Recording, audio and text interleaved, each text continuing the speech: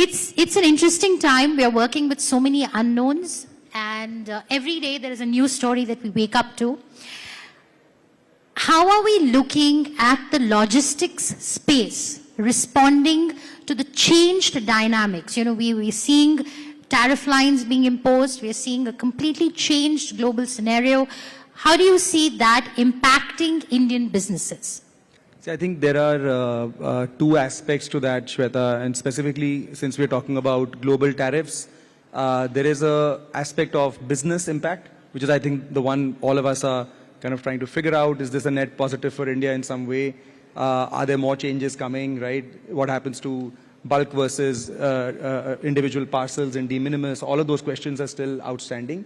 And I think the supply chain is also trying to figure out how it needs to respond, because, you know, while decisions can be made in seconds, it takes time for shipping routes, etc., to reorient, and, you know, there's demand supply patterns that are deep rooted over years. All of that stuff is, to be honest, it's massive disruption. But, you know, if the macro win for India here potentially is that there's more trade, you know, from India to the world, then that's worth kind of investing time behind.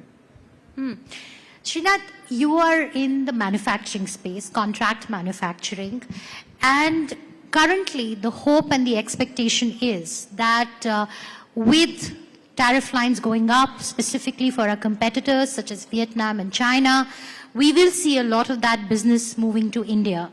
I want you to take us through the opportunities that you see at this point and the challenges. Yeah, we are living in very interesting times, and the world for the longest time, over the last at least 2 decades, for global manufacturing is concerned, had only one answer, which was largely China, you know. And today, with everything that's happening on tariffs and in general, countries and companies thinking about not putting all their eggs in one basket, the world is looking at definitely solutions outside of China. That's where we as a country have an incredible opportunity.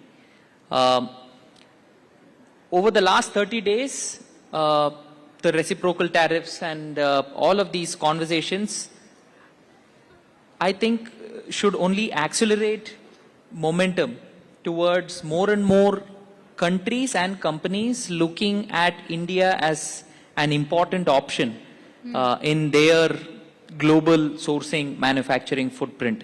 We have always had incredible potential, but it's time for us also to get more aggressive, invest in capacities, and capture this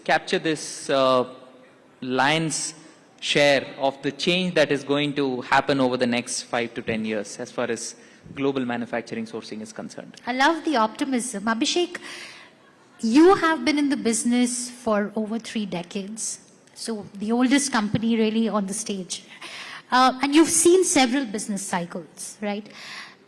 How are you viewing this? Because, you know, when there is a tsunami, and we are amidst a tsunami, it leads to a lot of destruction, but also renewal.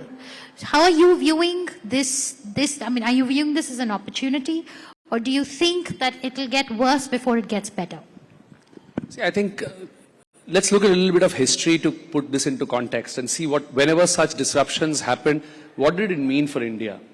And I can take us back to 1990, literally when DTDC was born. 1991 is when the opening up of the Indian economy happened, and you know that happened at the back of a crisis. India was at a point where we were literally looking at pretty grim circumstances. The ministers and the leaders at that point in time of the country took India down a path, and we know the globalization world that we see today for India was at some point in time kind of initiated then. You look at 2008-9 when the big financial meltdown happened. Everybody said it's a black swan event. It's going to bring the world crashing. The startup ecosystem that today we celebrate, of which all of us are a part, was pretty much born around the 2008-2009 period. You look at COVID as a crisis. The world was wondering, how do we even get out of our homes? The e-commerce and the quick commerce that you referred to would not have been born or would not have got to the point. So my whole perspective here is, every time these disruptive moments have come, it's a time for you to seize that opportunity. I think in these last 2.5, 3 decades, we've inadvertently seized the opportunity. I think now what we've been hearing over the last 2 days, and indeed that's the spirit of the new India that we all represent.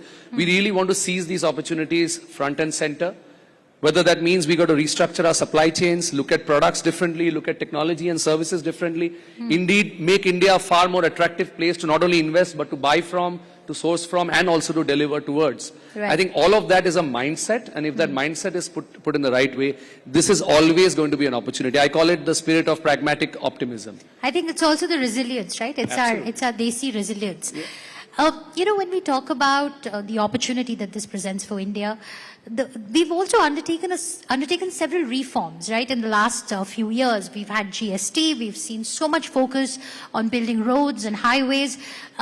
Just take us through how have those reforms really helped in your business in logistics? Because Sahil and I were having a chat, and one of the big concerns that were raised by businesses at some point were logistics management. The whole e-commerce revolution has happened because there's someone who's managing logistics, right? So let's take us through how is GST, the fact that now there's just this one tax across the country. How has that transformed ease of doing business, or is it still a work in progress and you'd like to see more work being done on that so that you're able to really take this opportunity forward? Abhishek, you want to start? See, I think clearly GST has been a very defining moment in India's history, economically, socially, but definitely if we talk about the logistics space, the fact that one nation, one tax meant that the hitherto borders of our states, which were impediments to movement of material and people and goods and services, once that got lifted, I think the speed at which we were able to move materials and the cost at which we were able to move materials has significantly improved. Earlier, every business, every brand had to maintain a totally different strategy for their warehousing, for the logistics, for their inventory. In every single state, at times even at a district level, you had to have piling up of inventories, which meant unnecessary cost and quality concerns were coming up as well. All of that has improved massively.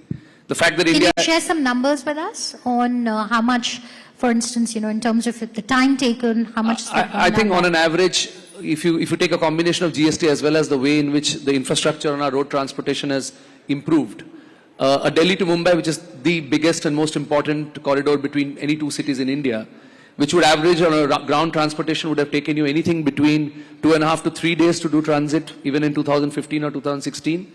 In just a few months' time, we're going to confidently say that in 12 to 15 hours' time, you will be able to leave from a warehouse in the outskirts of NCR and reach Bhiwandi, outskirts of Mumbai. And that means you can have possibly next day services now being made possible on ground transportation, for which only air was the only choice. Now look at what that means for volumes, look at what that means for cost. I think it's phenomenal, and it's going to happen. It's not wishful thinking anymore.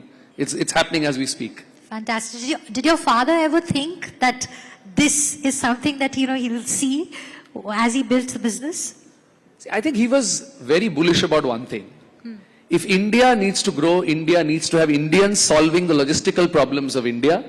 It won't happen from any foreign entities coming in and setting up shop. And that's the larger theme I'd like to leave people with. Indians will solve Indian problems in a very Indian way. We will not follow somebody. We will leapfrog and get to what we need to get to. I think that's something he believed in. That's something DTDC as an organization has always believed in. And that's why we are still here in business and 35 years. And we don't call ourselves a 35-year-old company. We are a 35-year young company. And as young as India is, that's how young our aspirations and our possibilities to do things are. Of course, 35 years is young by any standard.